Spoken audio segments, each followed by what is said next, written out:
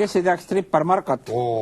Sel nädalal tähistas strippar Marko oma sünnipäeva, palju õnne ka meie poolt. Ajakirjas just on avaldatud hinge soojendav fotoreportaaž sellest suurepärasest, ma ütleks aasta seltskonnaelu tippsündmusest ja väike tsitaat, mis Marko sünnipäeval toimus. Igal aastal on Marko sünnipäevapeo korraldamisega vaeva näinud ning alati on kohale tulnud palju staare. Sel aastal olid külaliste seas Bussimeelis ning lauljanna Anna-Liisa Supp. Tähendab, kallid televaatajad. Staarid aina kogunevad. Seal, kus on, sinna tuleb. Jah, et ma arvan, et ega me ei ole palju neid inimesi, kelle sünnipäeval oleks käinud Bussimeelis ja Anna-Liisa Supp ja kusjuures Markole kingiti sünnipäevaks veel üks tuttav õmbleja, kingis talle kana. Vabanduseks, aga see on tore sünnipäev, kui tulevad külla Bussimeelis Anna-Liisa Supp ja kana. No ja ma arvan, et võib-olla tehti kanaga striptiiselt, kitkuti suled seljast ja siis nähti laual tantsimas alasti kana ja Anna-Liisa Supp laulis.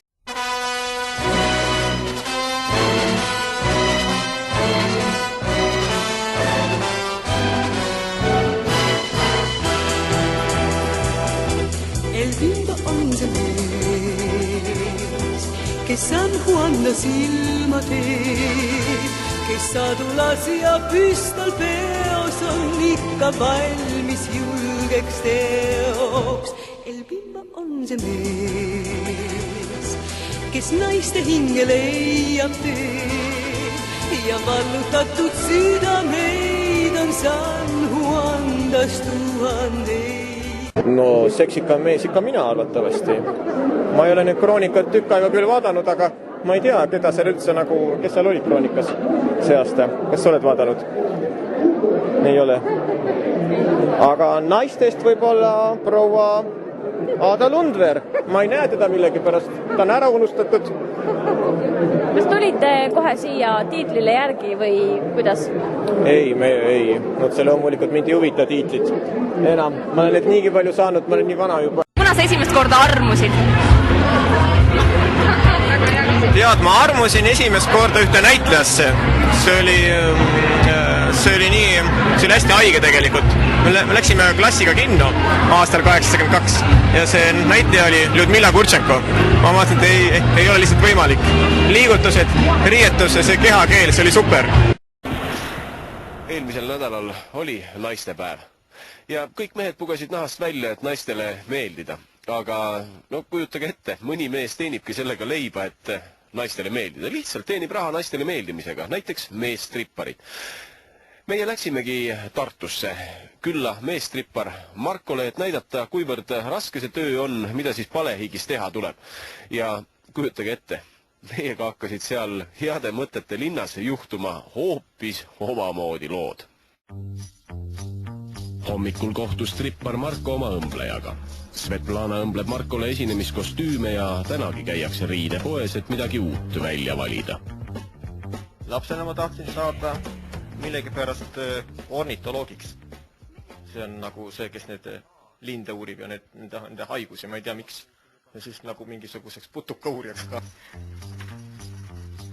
See? Ei, see on väga kitsch. See sobib rohkem nagu treilidele. Kui tavalistele meestele tähendab naistepäev lilletuutudega ringi jooksmist, siis Markole on see tihe päev täis tellimusi erinevatele üritustele. Üks show on Markol kokku lepitud Raekoja platsil käsitööpoes, kus huumorisoonega ülemus otsustas oma naiskollektiivi 8. märtsi puhul sõna otseses mõttes jalust rabada.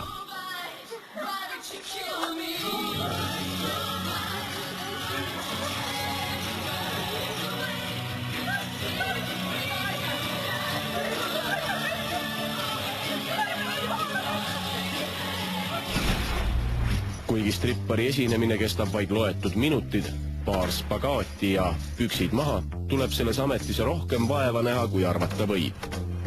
Noh, see oli nüüd harjutus kõhule. Minul on seal lihtsalt üks tursunud muna, aga sinul on kuidas, six-pack või eight-pack? 1, 2, 3, 4. Noh, vist ega 8 tuli ära. Tuli jah? Vaat kus ime. Ja minul mitte midagi. Nii need inimesed ebavõrdsed ongi. Ja kui ma olin Soomes tööl, siis seal tuli palgaleht ja palgalehe peal oli kirjutatud taidel ja näitleja. tähendab see. Et see on nagu omamoodi näitlemine. Et mõnikord on tuju nii sitt, et ei viitsi tõesti tead nagu minna, aga siis see kuidagi nagu sunnib ennast, et sa ikka pead minema. Pidevalt helisev telefon annab aimu, et Marko on nõutud mees. Tuleb tõesti koolivärk helistab. Mis ma teen, lähen? Ei, jah. Ma ei tea. Hallo? Noh? Jah, hea küll, aga võib-olla me tuleme üheks ikka. Siis. Okei, no tšau. Nüüd võtab strippari päev meie jaoks ootamatu pöörde. Marko on tellitud esinema kooli. Kuigi keskkooli esinema minek tundub veidi kummaline, peaksid asjad olema kooliga kokku lepitud. Kõik teavad ja ma ei tea, kui suurele auditooriumile. Naistepäeva üritus siis, esinemine naistele. Ja selleks kohe strippar kooli? No jah, et me teeme väikse eelsoojenduse talle ja siis tema paneb siis täie rauaga. Noored, aga te olete hullud. No, me oleme spordiklass, meie nagu ei karda midagi.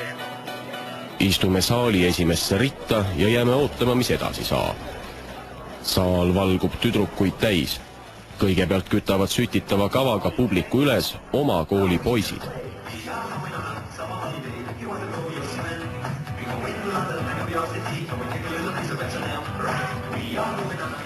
Siis aga on Marko kord laval särada. Näib, et Marko esinemine on tõesti kokku lepitud, sest koolivälise inimese lavale ilmumine ei näi saalis olevaid pedagooge üllatavat ning kooliperest ei tee keegi katset professionaalse strippari esinemist lõpetada. Siis aga jätkab Marko oma tavapärase kava kõige rajuma võttega. Haarab sülle ühe pealtvaataja, praegu siis koolitüdruku. Kas õpetajatel on suutmatus kiirelt seisukohta võtta või siis nii suur üllatus toimuva üle? Igatahes jäävad ka nüüd üle 18-aastased inimesed toolidele istuma.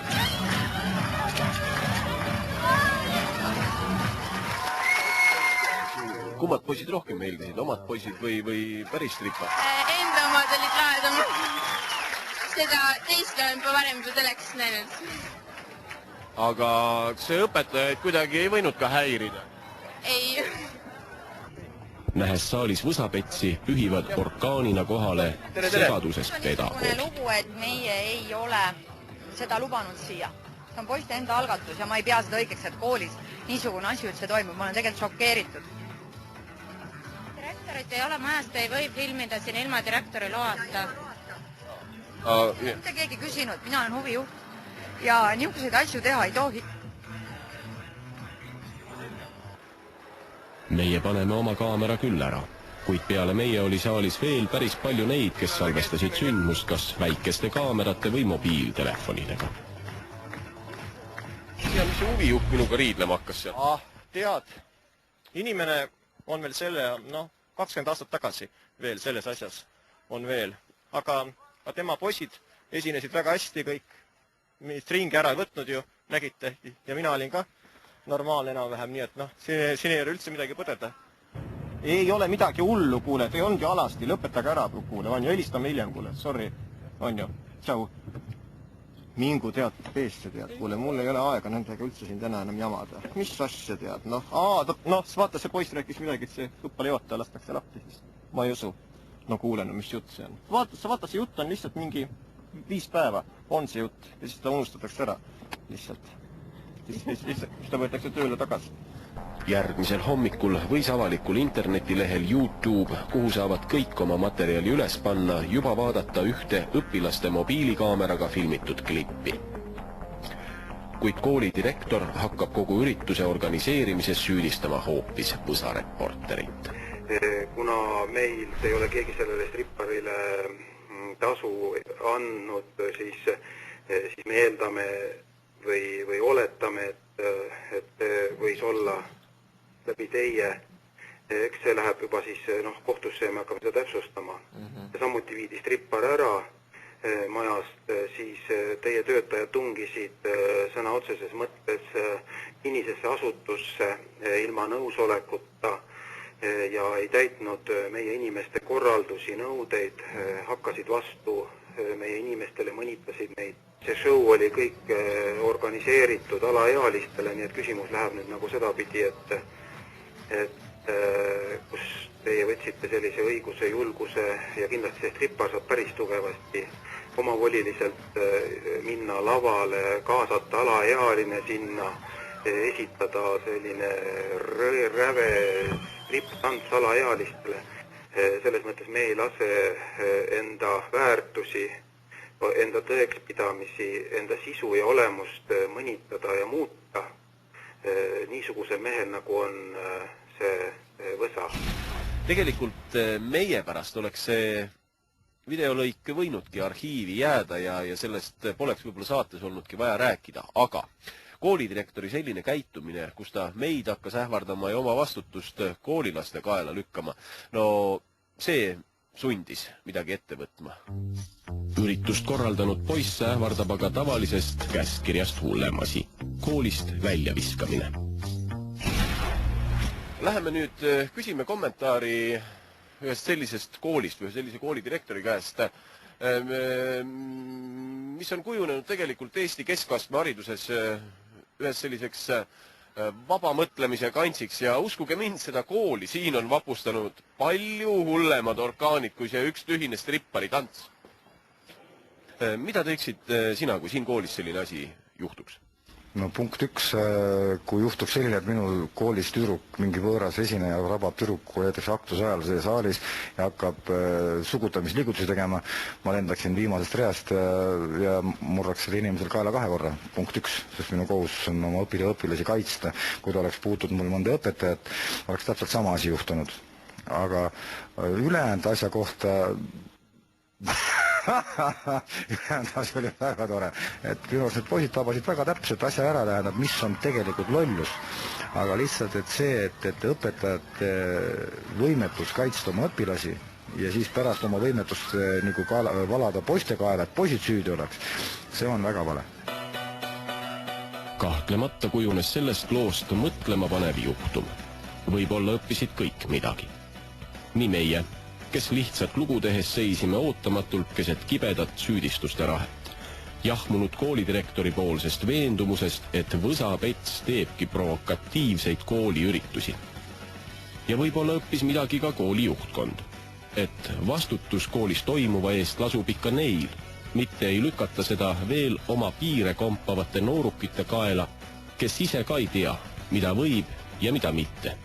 Nüüd nad ju teavad, et kooli ei sobi stripparit tellida.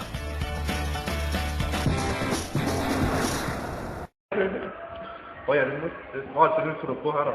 Ei suru? No. Aga ma ei ole surunud ja vaataid. Ei ole, ma ka jõu. Kas sa filmid? Vaata, kuna alustad? Sul on uus telefon või? Noh, davai, läks. Noh, kus surroi? Kehaga läks, vaata, pani keha nii vahel. Ei või või? Ei või nii, ei või. Rohkem ma ei surve. Strippar Marko andis mõned soovitused Eesti mehele, kuidas parem välja näha ja naistele rohkem meeldida. Keha peab olema hea ja natuke mõistus ka. Mida sa veel soovitaksid Eesti meestele, mida nad tegema peaks, et nii atraktiivne välja näha? Ma tänan komplimendi eest, et sa atraktiivne või? No rohkem enda eest hoolitsema ja olema tolerantne. Meeste suhtes, siis on ka sinu suhtes tolerantsed inimesed. Ja rohkem pesema. Eesti mehed natuke haisevad tegelikult. Nad peavad rohkem lõhna kasutama ja nii edasi. Ja määratama. Kui nad teevad kogu aeg niimoodi, siis ei ole hea, eks ole?